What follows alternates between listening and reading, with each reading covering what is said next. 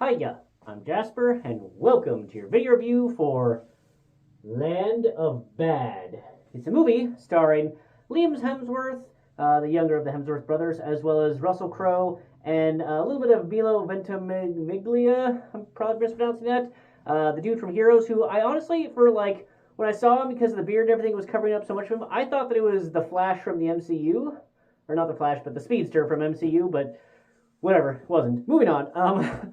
So the premise of this movie is there's this team operating in jungle, Southeast Asia, island area thing, and they're going to go rescue somebody for the CIA, and then things go sideways, the team's getting all hit, and so we're having to follow along with Liam Hemsworth as Russell Crowe is the drone operator, like the Reaper Predator thing with missiles. As he's guiding him in and being there and helping him and just you gotta get up, man, you gotta get up, you gotta move, blah blah blah. And that's the general premise of the movie. And I gotta say, Land of Bad, excellent name for this movie, because this movie is bad. It's so dumb because of so many poor choices in the filmmaking. The premise is fine, and we've seen things like this executed well. Like Lone Survivor with Mark Wahlberg, executed well. I think that was based on a true story, so that probably helped. But there were so many things that did not make sense in this movie. For example, to start with, they keep on showing, because, it's a big part of the movie, Russell Crowe's perspective of the Predator overhead. So they show the video feed of them directly overhead. And then whenever they show the Predator firing missiles or dropping bombs or whatever, they show it from behind, and the missile's shooting out, going that a ways. Where's the Predator? And then also, speaking of Predator, because these Predator Reaper drone things are a big part of the whole thing,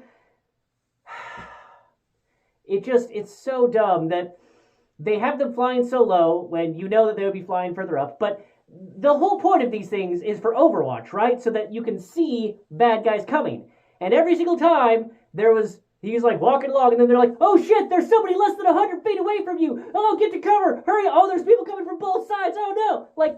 What the fuck are you doing with your drone that's thousands of feet in the air, other than looking directly in a 10 square meter radius of your guy? You have other sensor systems, I would imagine, because you keep talking about oh, half a click away or this. You have other zoom levels. Why are you not using your other zoom levels when you're just chit-chatting away, wasting his fucking battery, which does come into play, by the way. But you could be hey, since we know immediately around you is safe, let's zoom out a little bit so that we can give you more than a 5-second warning. In fact, you wouldn't be the one giving us the warning that you hear a vehicle approaching. So there's just things like that where, they're wasting the battery. They're not looking at that. The fact that there's this whole plot point about there being a phone in this really crowded area where people are just it's in the break room, essentially, where people are watching a basketball game. It's a big, big point. There would be other phones. Does the military not afford more than one phone line? I feel like they do. I feel like you could definitely have phone lines set up to ring in other areas if you needed them to. So that becomes such a dumbass plot point that it's just, why? Why are you... Maybe in 1999 or something, I've been okay, maybe they only have the one phone out there, sure. But it's set in current time periods where the dude has the phone control system for the drone. Come on, man. It's dumb. And speaking of drone controllers, so Russell Crowe. I love Russell Crowe as an actor. I think he is an excellent, excellent actor. Gladiator, one of my favorite movies of all time. I really like what he did with Robin Hood. There are a lot of good Russell Crowe movies.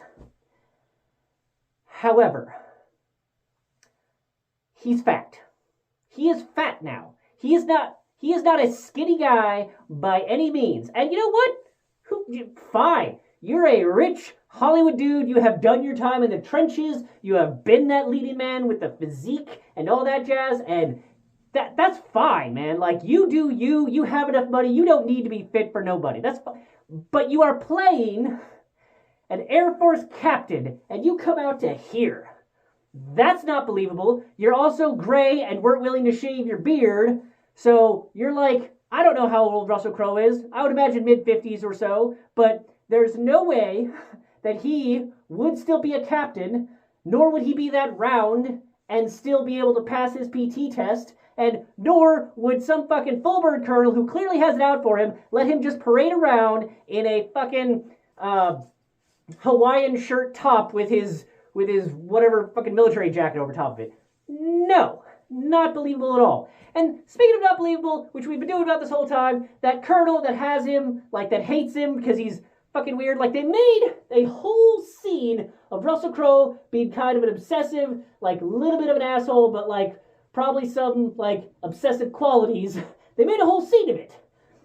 And the only payoff is that like he wants to stay on duty well after the like 18-hour mark or whatever that he was only supposed to be on for like 8 hours, and it's like hour 18, and they're like, no, you gotta go, you're punchy and you're tired, no, you gotta go, and he's like, no, I'm gonna stay on. Like, that is the only real payoff for this whole scene and this whole like personality thing. There's so much time devoted to his weirdness that does nothing. Like, cool, I don't care. And speaking of I don't care, his like black sergeant who's next to him, who is also too fat to be in the military, believably, I think was only there to be like, yeah, see, fat people are totally allowed to be in the military like this. Like that makes Russell Crowe's way more believable, right? No, it doesn't. And she brought nothing to the table, really. Like, I know they had their thing at the very end, like I'm supposed to give a shit about her or what's happening in her life, and I don't. Like, I don't know if Reaper, Predator, whatever fucking pilots have a co-pilot, or if, like, from the movie that I saw with fucking, what's his name? The guy from Lord of War, that's not Nicolas Cage.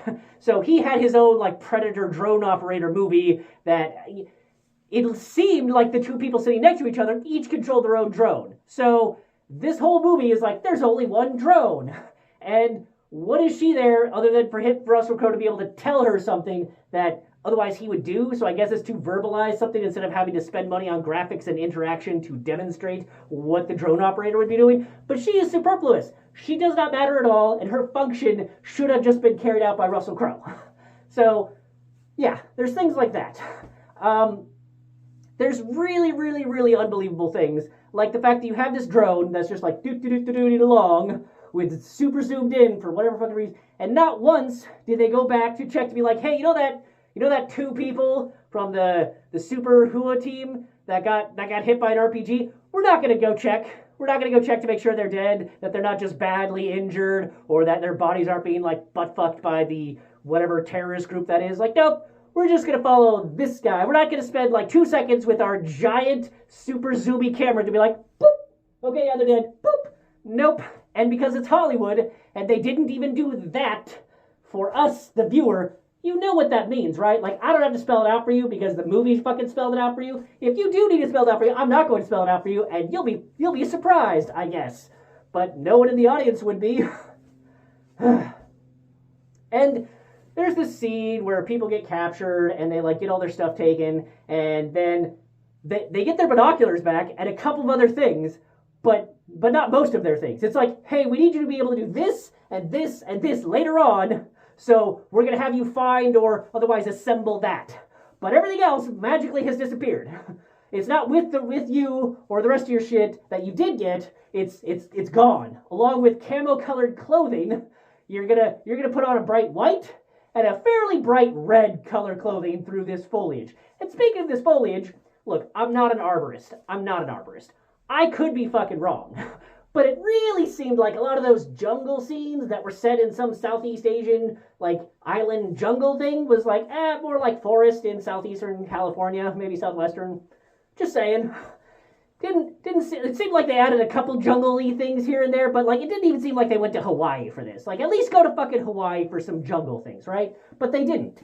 It was so dumb that they didn't do any of that. And like, why couldn't they wait for the QRF? Like, they made this thing about like, we gotta go get this guy. Like, we're really fucked up and we don't have much of our equipment or anything to communicate or whatever, but we can't wait for the QRF because we can't. But why can't you? Ah, no reason, no explanation. Just we can't.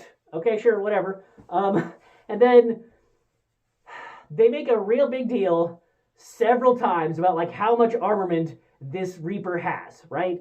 So they list off the ordnance right in the beginning, and then they use some of it, and then they use some of it, and then he's Winchester. Winchester meaning that he is out of ammunition, has no more ammunition, right? They make a big deal about it. He's like, I want to help you, but I can't shoot the bad guys because I don't have anything to shoot with. We're calling in like an F-18, and then later we're going to call in like a B-1 bomber. Okay, cool.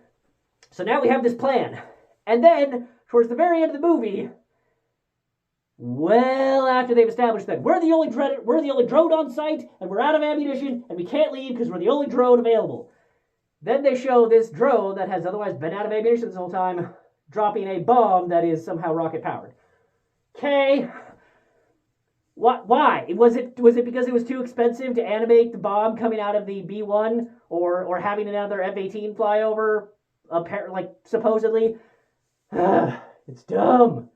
It's so dumb. And that, like, and this colonel who doesn't like Russell Crowe's character makes this, like, he's the shittiest colonel known to man. Like, it doesn't make any sense about what he lets Russell Crowe get away with and yet hates him. And then also, like, Russell Crowe points out this thing that's, like, very, very relevant to, like, hey, our mission is for these fucking guys. And the colonel's just like, oh, but the basketball game, like, the fuck? Why are you trying to pretend like that's how the home station guys are? It just, it's dumb. And speaking of that sort of thing, so they have the opener, they spend time on this, like, decision point that Liam Hemsworth's character is like, do I eat the Fruit Loops or do I eat the box of Frosted Flakes? We don't ever get an explanation as to why he's having this hard choice decision time. And then he even mentions it on the helicopter that, like, oh, where's my Fruit Loops? Like, first of all, Fruit Loops like rattle and shit when they're dry in the box, like cereal in general does. So you wouldn't be bringing that shit on a thing where you're supposed to be super high speed hula, right? Like, shit makes noise. Aren't you supposed to be like the Silent Warriors or whatever the fuck it's called? No, you wouldn't bring that shit on there. You just fucking like swallow that shit in the time that it takes to get on the aircraft. But no, you make this whole deal about it, and I think it's because they're supposed to highlight that, like, oh, he's a young guy, he's had trouble decision making. But there's no payoff to the Fruit Loops thing. There's not even like a callback to it later in the movie. Like, nope, just a thing for the first 10 minutes. Okay, and then we're moving on.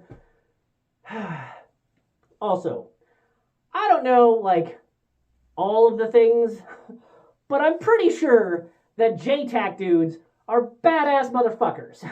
So the fact that they, in this movie, are trying to display, are like, oh, JTAC, oh, keep your panties on type of thing, like, oh, you're so green, like, you're, like, I get it, tier 1 operators are badass, but that doesn't mean that JTAC is not badass. And from the HUA setup that Liam Hemsworth has, and the body build that he had, like, clearly not the greenest of greenhorns. Like, they even asked him, like, oh, what's your experience? It's like, oh, a tour here, or a tour there, or whatever, like, so not even greenhorn, but he's still somehow supposed to be like the nervous greenhorn guy. Like, it doesn't make any sense. It's so dumb. There's so many things that it does not make sense, and it's so frustrating. It's so frustrating because it's like watching that movie Behind Enemy Lines with Gene Hackman and Owen Wilson, where it's just like, yeah, we're just gonna use the whole battery talking and using it to geolocate. It's fine. We're just gonna talk to each other the whole time. And it feels like that's the film that they were going for. They're like, hey, we like Behind Enemy Lines, so we're going to make it for the modern age where Russell Crowe is your Gene Hackman, okay? That was not a good movie then. This is not a good movie now. Just stop. I don't know who your military advisor is, but I feel like you didn't pay them enough or you got the wrong one. Or you just ignored the shit out of them. Because none of what happened in this movie made a whole lot of sense. Now, I appreciated some of the firefights that happened and some of the, like, the punchy, kickiness, like, that was fine. And the fact that they were most of the time clearly on, like, an outdoor set or a, like, sufficiently realistic looking indoor set for the particular scenes that I'm not going to exactly go over. Like, that was fine. And of course the actors bring it. I really liked the Milo guy and Liam's, like, I really liked their interactions, and, you know, it was well acted, but It was dumb. There was way too much dumb shit for this movie. So like I don't understand when you have the Hollywood who is like, hey, let's make a movie for the dudes who like watching military movies. And then let's not do the shit that would make sense in a military situation. Because you are appealing to no one at that point. Because the people who don't like military movies, who would be fooled by your bullshit and be like, oh yeah, that's totally believable, because I've never seen a fucking military movie in my life, like, those people aren't going to watch your fucking movie anyway. So the people who do watch your movie, that have seen a bunch of military movies, even if they aren't in the military, have seen a bunch of military movies and probably done some fucking Googling and are like, hey, none of that shit makes any sense and really ruins my enjoyment of this film. So who are you making this for? The people who don't watch military movies and aren't going to watch this one, who you're not going to fool, or the military people who do watch this movie or who like military movies and aren't going to believe any of your shit because it's wrong and stupid and illogical. Why? Why? Just don't be lazy with your fucking writing and don't have to have your like side bullshit subplots that don't matter and just this movie frustrates me. So, I do not recommend this movie. And that's all I have to say about that. So, thanks for watching. Bye.